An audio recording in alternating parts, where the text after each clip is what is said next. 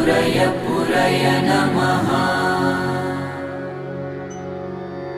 ॐ ह्रीं श्रीं क्लीं श्रीं कुबेराय अष्टलक्ष्मी मम गृहे धनं पुरय नमः।